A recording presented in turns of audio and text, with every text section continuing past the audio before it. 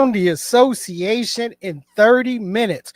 Welcome to Nothing But Net on the Sideline Junkies Podcast Network, where we discuss the happenings of today's NBA through the eyes of a couple of old heads. Now, remember, you can catch Nothing But Net Wednesdays, 7:30 Eastern Standard Time, right here on YouTube, Facebook Live, and X. The audio version of Nothing But Net is available on Thursdays and available on all of your favorite podcasting platforms like Spotify, Amazon Music, iHeartRadio, just to name a few.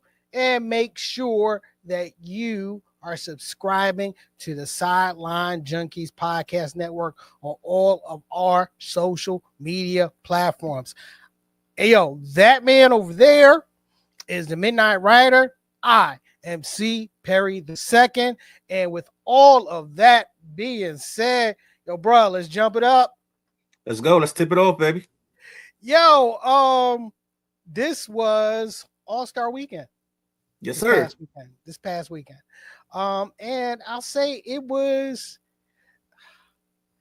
interesting. And finally interesting. I'll say this. Finally interesting in a good way. All right. Now I'm not gonna lie, I ain't even peeped Friday. Okay. I used to be real big on the celebrity game, but that was also during the Kevin Hart run. All right. When Kev was probably the greatest and most entertaining celebrity playing in the celebrity game, period. Since he retired, it's kind of been hard to watch. Plus, the definition, and actually this has been like a debate for a while as well, as it relates to the celebrity game and the definition of celebrity. Mm-hmm. This year, my main thing was, whoa, Shams, senior, NBA senior writer for ESPN, Shams Charania, was actually played in the game, which I found funny because I was like, we would have never seen Woj play in the game, right? And you damn sure ain't gonna see Brian Windhorst playing in the game. They ain't happening. No, the problem is now a lot of these leagues and associations try to put themselves in touch with people because of their ability to spread the word via social media platforms. Mm-hmm. So that's technically now what celebrity is. It's not the actual celebrities. So you get people that you've never heard of because you don't watch this TikTok video or you don't watch this thing. So now that's your celebrity, and you're looking at the game like, okay. Yeah. I mean, granted, I could care less about seeing Mr. Beast on the court. I could really care less about seeing Kai Cenat on the court. Okay. Mm-hmm. Now, Drewski is a different story because I have slowly but surely become a huge fan, of Drewski. All right. And I mean, I guess, Glorilla was the biggest get this year. Okay. Okay. But your fiance's in the league, so it is what it is. So shouts out to Kinston, K-Town, North Carolina's own Brandon Ingram, to be able to bag platinum selling rapper Glorilla. So shouts out to him. And I didn't really pay attention to the rookie All-Star game. I mean, for the rookie sophomore game, or however they had that formatted. Friday, Friday was a wash. It was whatever. All right. Now, we get to Saturday night, which Saturday night is your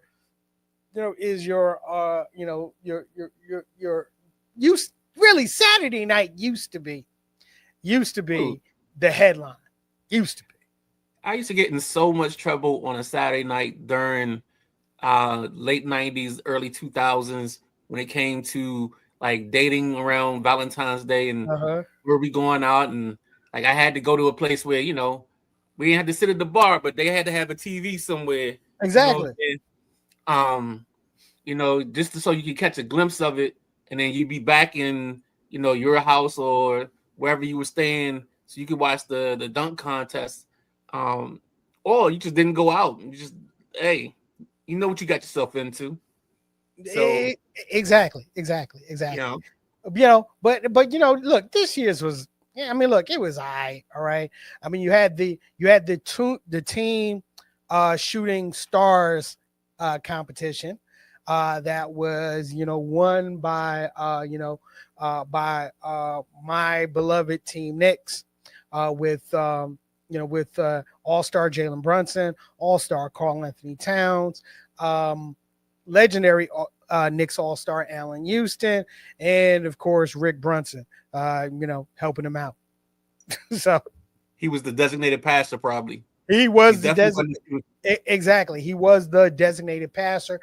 They actually beat Team Cameron in the finals. Yeah, shouts out to Corey Maggette. It was it was good, seeing him out there, with the younger members of the Brotherhood. All right.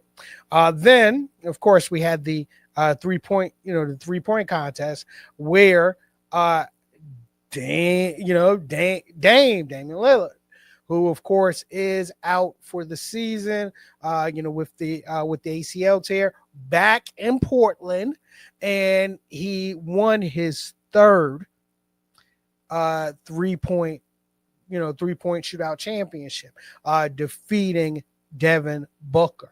Now only three other players have won this event 3 times. That being Larry Bird and Craig Hodges. I'll say this: it was good. It was good seeing Dame out there, and looking forward to his return next season. And his return back to Portland. A lot of people were like, he ain't even able to play. Why is he in the shootout? Why not? Did you have a problem with, him being injured and being in the 3-point shootout? A little bit, yeah. I figure if you're not playing in the season, you should be on the sideline for the season. I mean, that's just my thought on it, but some of that is just, my pops and the way he would just handle stuff with us. You don't get, if you can't go to school, you can't play with your toys, type of thing. You know what I'm saying? So I was always going to school no matter what. Like, yeah, like my mom had to make me not go to school sometimes because I was going to try to get my best effort. So I think that's part of my thought process behind it. But yeah, I had a problem, but it wasn't one of those things where I'm like, I'm gonna sit on the podcast and make you give me 5 minutes to like capitulate about this. Yeah, or I'm gonna poo-poo the whole thing because he was injured. Yeah, I mean, trust me, I totally understand. When you shut it down, right, you're supposed to shut it down. You're supposed to shut it down. But yeah, I had no problems with this. I had no problems with this at all. And then of course we get to what used to be the marquee of the entire weekend, which was the dunk contest. And this year the dunk contest was won by Keyshawn Johnson from the Miami Heat, where he was in the finals against Carter Bryant from the San Antonio Spurs, who, I'll be honest with you, man, Carter Bryant's his first final dunk was incredible and was a deserving 50. And Carter Bryant's only problem was he couldn't nail the second dunk. And he walked into the finals only needing like to make a 47 to win. And he ended up making a 43 because he could not get the dunk down. Yeah, I guess. I mean, I knew this. I told you last week this was gonna be a problem. Mm-hmm. We had tall guys, and it wasn't going to look as aesthetically pleasing when they, whatever they make the dunk, it's not going to wow you. Because I know for a fact, in times past, there's been dunks, and you leave your seat a little bit, you cover your mouth, you call your boy, none of that. Yeah, which is the reason why Jackson Hayes didn't make the finals, Right. but having two wings like Carter and Keyshawn,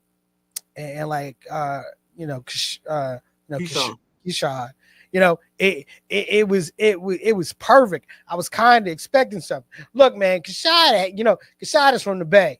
All right. So he had me when E40, when he came out with him and he dunked over E40. I mean, come on, ain't nothing better than that. And he was dancing after every dunk. So he had the showmanship.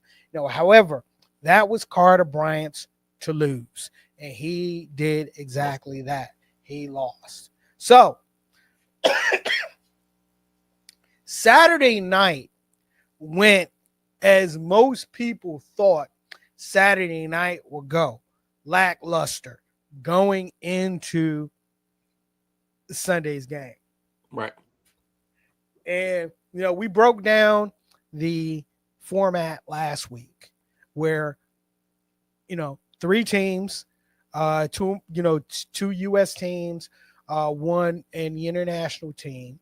And they were, they were playing, it was 4 games. Each game was the length of a quarter. Right.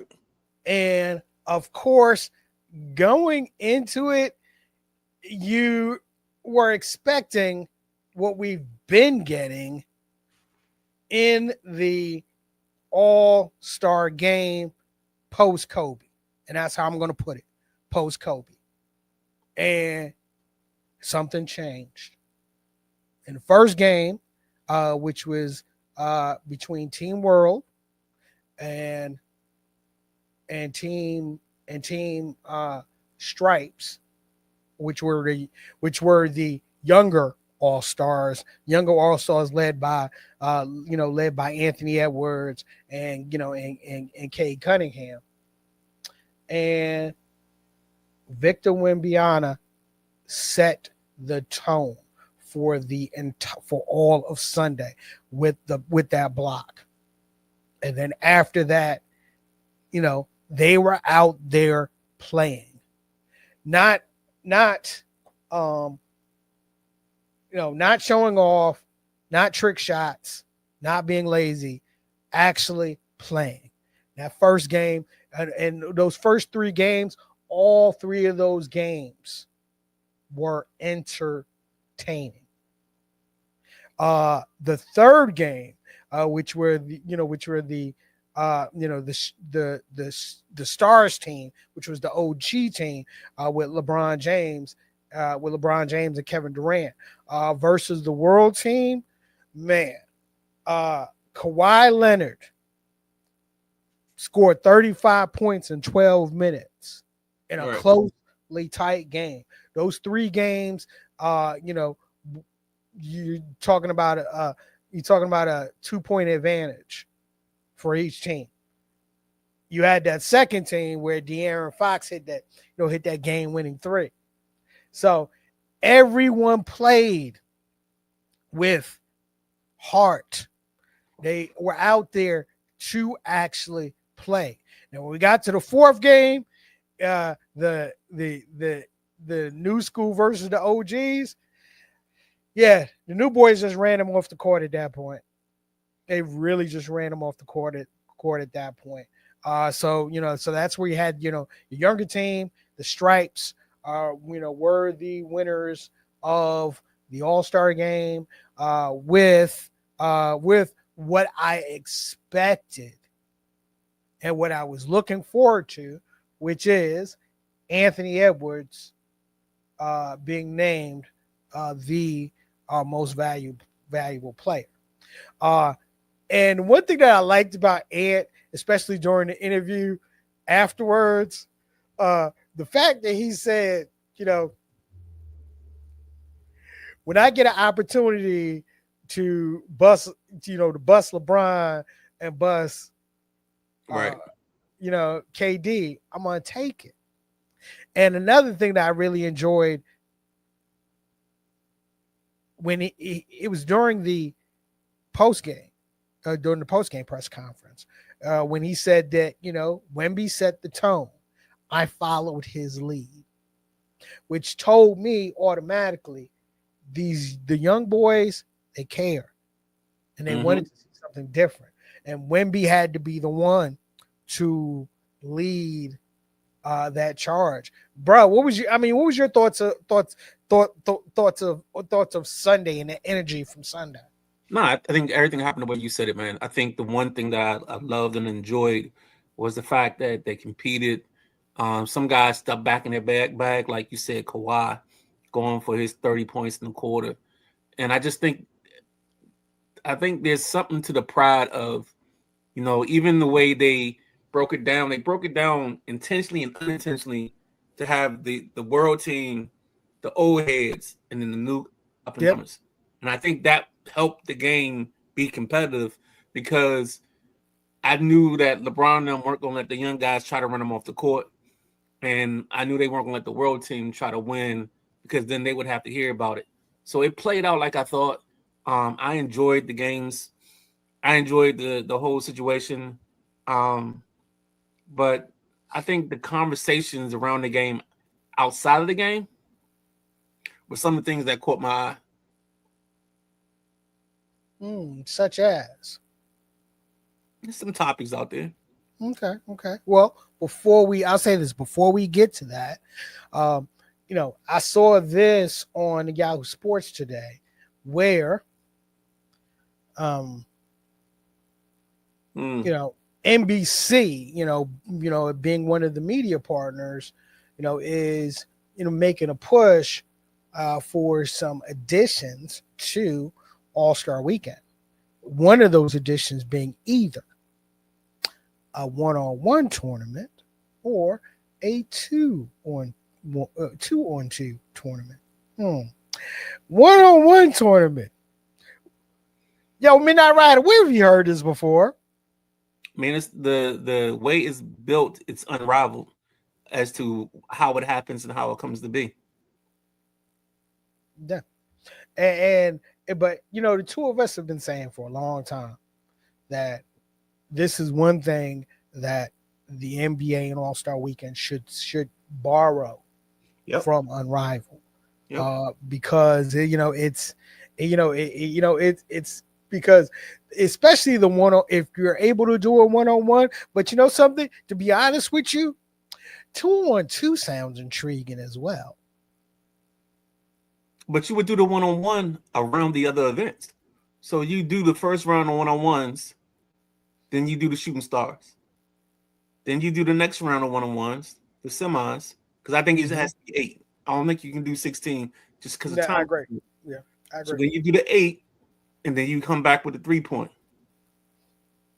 I think you do the dunk contest, then you do the final 2. I agree. Or you put the semifinals between the 3-point and the dunk, so that way, those guys aren't completely cold, whoever the 2 finalists are. But it also makes it so now the night ends with the championship being given out, and now we got to figure out. Well, we're not even figuring out. We know that we've saved the best for last. Yeah, no, that's an interesting thought. Just going back just a little bit, do you think that Wemby setting the tone, okay? And let's be clear, this is going to be the tone going forward in the Wemby era. Do you think that him setting the tone the way he did in this game might also set the tone to have some of the young stars in this league to finally start competing in the slam dunk contest. Because to me, the one person that will be able to lead the charge, and then I believe we will see the slam dunk contest resurgence, is if Ant-Man gets in. So I think we're at a point now. Mm-hmm. I think we gotta find creative ways to do this. I think we just call it the dunk contest. I think we even do it with a WWE kick, and we cut promos, and you get somebody that's a YouTube dunker. You get Matt McClung, and you get these guys to like hype themselves up and do kind of like a video, and that's how I would do it. I would turn it into a spectacle because we have so many dunk contests in this world that we become so immune to the dunk that we got to go somewhere else. Like we can't. Conventional wisdom has left the door, and it left probably about 10 years ago.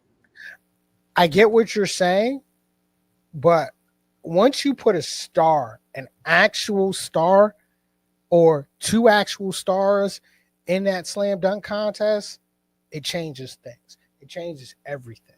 All right. To the point where you're not gonna need a YouTuber. You're not gonna need a G League player who can dunk, but that's all the hell he can do. I think if we talk about Matt McClung, I think his issue is he's a smaller guard, and we've done away with small guards. You know, Trae Young is the last of the smaller type of guards, unless you're coming off the bench. But then you still got to have a certain skill set. Matt McClung doesn't shoot basketball well enough. But yeah, what I'm saying is, but even with Matt McClung, he's a great dunker. He's always been a great dunker, but that's all he can do. That's all he can do. It's already been proven. There's a reason why you're a G Leaguer. There's a reason why, you'll get a rest of the season contract or 10-day contracts. And there's a reason why. Okay. And that's not even insulting Matt McClung, because I'm not insulting Matt McClung. I'm just saying what his place is, in the NBA world. Okay. Yo, let's get to this because, there's been a lot of talk and dust up on social media and with content creators regarding talks from Adam Silver this weekend as it addressed to tanking and solutions to the NBA lottery as it relates to tanking. So, so one, Adam Silver has acknowledged that the league is witnessing behavior he believes surpasses what has occurred in recent seasons. And that's as it relates to teams that don't have good records that are shutting down their marquee players. Like we just saw this happen again today with this Sacramento Kings have shut down Domantas Sabonis for the rest of the year.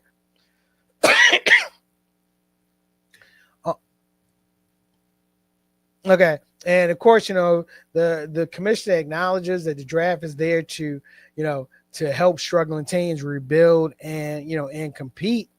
He says that we want parity, but it's got to be parity of opportunity. And the one thing that has been, getting everybody's goat, is the discussion of eliminating the draft completely. Okay. Now, the key thing I just want to focus on is the league has discussed approximately 10 possible remedies to combat tanking. My problem has been with the content creators that took eliminate the draft and ran with it to create their little funky content. Okay? Listen to everything that he was saying before you jump to the conclusion this is bad for the league since the commissioner wants to eliminate the draft. That's not what Adam Silver said, you funky bastards. Go ahead. Nah, I'm just going to keep it simple, man. We know who really is complaining about this, and it's DraftKings, it's FanDuel, and all those platforms. You can't see a kid like Jaren Jackson score 20, and then you got him for 25, and he sits the whole fourth quarter. Now you're messing with people's money. So there's a couple things that I think that the NBA will do to help with this is you got to declare who you playing by a certain time at 3 p.m. on the day of the game. You got to give me your available roster. You got to give me your active roster. And then that way we can go from there. And I think that's going to help them in certain ways. I think the other thing is I think it's stupid to talk about thinking that the league would even undo or do away with the draft. Yeah. That's you're talking about somebody saying, oh, we don't want 64 opportunities to get somebody drafted and put on a team. That's ludicrous.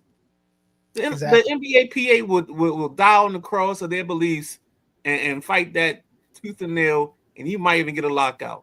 Exactly. So yeah, I hope you guys got enough views and clicks and engagement off of that. All right. But let's as creators, look, man, let's be real, let's be responsible, and let's have real conversations as it relates to topics like this. Yo, man, 30 minutes go by real quick, don't it?